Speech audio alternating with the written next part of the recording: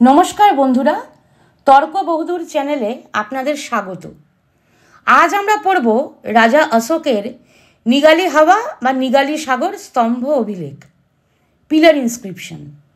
নিগালি সাগর pillar inscription timeline ধরতে পারেন 249 BC। আচ্ছা, এই নিগালি সাগর স্তম্ভ অভিলেখ পড়ব কেন? কারণ এতে শাক্যমুনি গৌতম বুদ্ধের পূর্ব একজন বুদ্ধমুনির উল্লেখ আছে। আচ্ছা, পূর্ব বুদ্ধের নাম কি প্রমাণ করে? পূর্ব বুদ্ধ বুঝবো কি করে? ক নম্বর বুদ্ধ? ঠিক আছে, তাও বলা হবে। আশা করি সব প্রশ্নের উত্তর পাওয়া যাবে। 2 এপিসোড ধরে হাত পা ছড়িয়ে জানব কোনাকমন, কোনাগমন, কোরাগমন, কোনাগমুনে বা কনকমুনি বুদ্ধর কথা। নিগালি হাওয়া স্তম্ভ অভিলেখে ফিরে আসি। বন্ধুরা, অশোকের নিগালি হাওয়া পিলার ইনস্ক্রিপশনে একটা মজার ব্যাপার লক্ষ্য করা যায়। এই পিলার ইনস্ক্রিপশনে একসাথে দুটো আলাদা সময়ের ঘটনা বিবৃত করা আছে, দুটো ডিফারেন্ট সময়ের ঘটনা। প্রথম কাজটি অশোকের রাজ্য অভিষেকের 14তম বর্ষে হয়েছিল। এটা এই স্তম্ভ অভিলেখের অতীত ঘটনা। আর দ্বিতীয় ঘটনাটি তার রাজ্য অভিষেকের 20তম বর্ষে ঘটছে। এটা এই স্তম্ভলেখের বর্তমান সময়। আর নিগালি হাওয়া ইনস্ক্রিপশনেই একটা নতুন, একদম ফ্রেশ শব্দ পাবেন, যে শব্দ দিয়ে আমাদের প্রাচীন রিলিজিয়াস কালচারকে বুঝতে পারবেন। তাহলে শুরু করা যাক নিগালি সাগর স্তম্ভ অভিলেখ। পুরোটা আগে একবার পড়ে দিচ্ছি। দেবানং পিয়েন পিয়দসিন লাজিন চোদস বসা ভিসিতেন বুধস কোনাকমনস থুবে দ্বিতীয়ং বঢ়িতে বিশতি বসা ভিসিতেন চ অনত আগাচ মহিতে শিলা থবে চ উস পাপিতে। আচ্ছা, দেবানং পালি প্রাকৃত ভাষায় দেব শব্দের অর্থ হলো দিব্য প্রাণী, স্বর্গীয় কেউ নয়, প্রাণী। দিব্য প্রাণী অর্থাৎ দ্য শাইনিং ওয়ান, যিনি নিজের আলোয় নিজেই চকচক করছেন। বুদ্ধ, অর্হত অথবা বৌদ্ধ ভিক্ষুদের বলা হতো। বন্ধুরা, উত্তরপ্রদেশের দেওগড়, ওড়িশার দেওগড় বা দেওঘর, নদিয়ার দেবলগড় বা দেবগ্রাম, যে জায়গার নামই ভাবুন, দেখবেন সেখানে বুদ্ধের প্রভাবের প্রমাণ রয়েছে, আর্কিওলজিক্যাল এভিডেন্স আছে। এই সম্মানের বা উপাধির পরম্পরা আমরা পালি থেকে পেয়েছি। পালি প্রাকৃত ভাষায় দেব শব্দের অর্থ হলো দিব্য প্রাণী, দ্য শাইনিং ওয়ান। বুদ্ধ, অর্হত অথবা বৌদ্ধ ভিক্ষুদের প্রসঙ্গে বলা হতো। বন্ধুরা, আপনারা নিজেরাই যাচাই করে নিন, ভারতে পালি সাহিত্যের অনুবাদ কারা করেছে? ব্রাহ্মণরা। আর ব্রাহ্মণ অনুবাদকেরা পালির প্রত্যেকটা শব্দকে ব্রাহ্মণিজমের ধারণা থেকে অ্যাপ্রোচ করেছে। ফলে পালি প্রাকৃতে যে নিরয় মানে ছিল নিম্ন স্থান, আমার এক্সিস্টেন্সের তলানি, ব্রাহ্মণ অনুবাদক ও পাঠক তাকে দা হোলি নরক ভাবে। পালি প্রাকৃতে যে ব্রাহ্মণ মানে ছিল দ্য ওয়াইজ ম্যান, ব্রাহ্মণ হিন্দু অনুবাদক ও পাঠক তাকে জাতিসূচক শব্দ ভাবে। বুদ্ধিজমে কাস্ট সিস্টেম নেই, তাতে ব্রাহ্মণ মানে একটাই, দ্য ওয়াইজ ম্যান, অ্যাডজেক্টিভ, সম্মানসূচক শব্দ। তেমনি দেব অর্থ দেবতা নয়, দ্য শাইনিং ওয়ান। বুদ্ধ, অর্হত অথবা বৌদ্ধ ভিক্ষুদের প্রসঙ্গে বলা হতো। পালি বৌদ্ধ সাহিত্যের জমিয়ে ব্রাহ্মণীকরণ করা হয়েছে। মনে রাখবেন বন্ধুরা, আপনাদের বিশ্বাস করানো হয়েছে যে রাজা অশোকের নাম অশোক। তো যাই হোক, দেবানং মানে দ্য শাইনিং ওয়ান।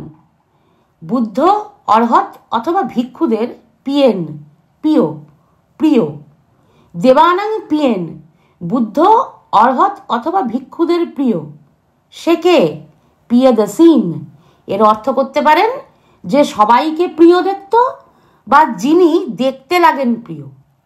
লাজিন, রাজার দ্বারা, রাজার দ্বারা। কে নিজেকে প্রিয়দসীন বলতো? রাজা অশোক। বুদ্ধ, অর্হত অথবা ভিক্ষুদের প্রিয় পিয়দসী রাজা অর্থাৎ রাজা অশোকের দ্বারা 14 বসা ভিসিতেন। 14 মানে 14। দেখুন, আমরা এখনো একই রকম নাম্বার সিস্টেম ব্যবহার করি। 4 মানে 4, 14, 4, 10। আমরা বলি 14, হিন্দিতে বলে 14। 4কে আগেই বলি, তারপর 10। ইংরেজিতে বলি 14, আগে 4 তারপর 10। ইংরেজিতে 20 পর থেকে এই ক্রম পাল্টে যায়। যাই হোক, তারপর বসা মানে বর্ষ, ইয়ার্স।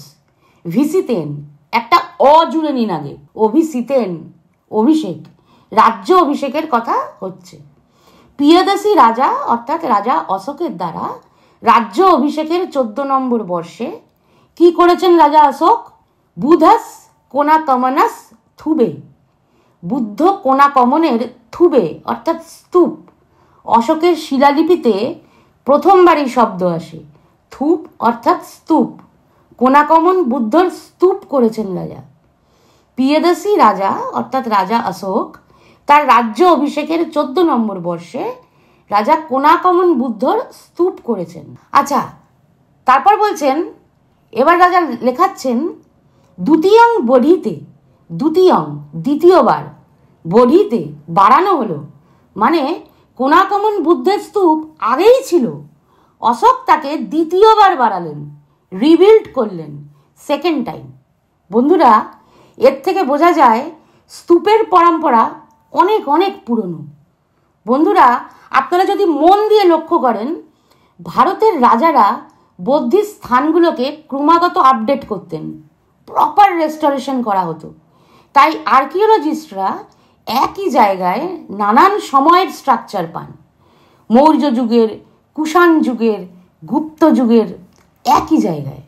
তো ফিরে আসছি, পিয়দসী রাজা অর্থাৎ রাজা অশোক তার রাজ্য অভিষেকের 14 নম্বর বর্ষে কোনাকমন বুদ্ধর স্তূপকে দ্বিতীয়বার বাড়ালেন। এটা আগের ঘটনা, বাড়িয়েছিলেন। রাজ্য অভিষেকের 14 নম্বর বর্ষে রাজা এটা করেছিলেন, এটা ঘটে গেছে আগে। তাহলে রাজা এখন লেখাচ্ছেন কেন? কারণ তিনি এখন আরেকটি কাজ করছেন। আর এখন রাজা কি করছেন? বিশতি বসা ভিসিতেন।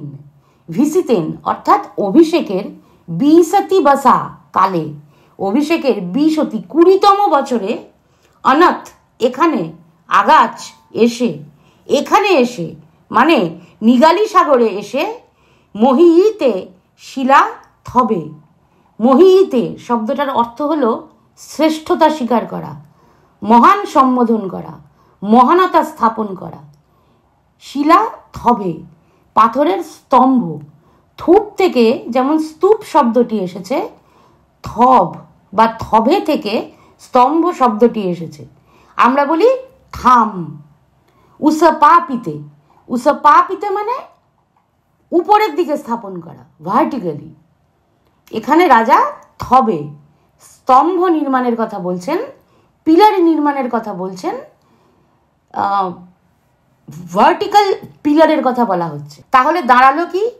পিয়দসী রাজার দ্বারা তার রাজ্য অভিষেকের 14 নম্বর বর্ষে দ্বিতীয়বার কোনাকমন বুদ্ধর স্তূপ বাড়ানো হলো এবং রাজ্য অভিষেকের 20তম বর্ষে রাজা এখানে এসে আবার এই জায়গার শ্রেষ্ঠতা স্বীকার করলেন এবং শিলাস্তম্ভ নির্মাণ করলেন। King Piyadasi in the 14th year of his reign enlarged for the second time the stupa of the Buddha Konakamon, and in the 20th year of his reign, having come in person, paid reverence and set up a stone pillar. বন্ধুরা, আজ এ পর্যন্তই থাক। কোনাকমন বুদ্ধ নিয়ে আমাদের আলোচনা জারি থাকবে পরের এপিসোডে। আপনারা শুনলেন, ধন্যবাদ।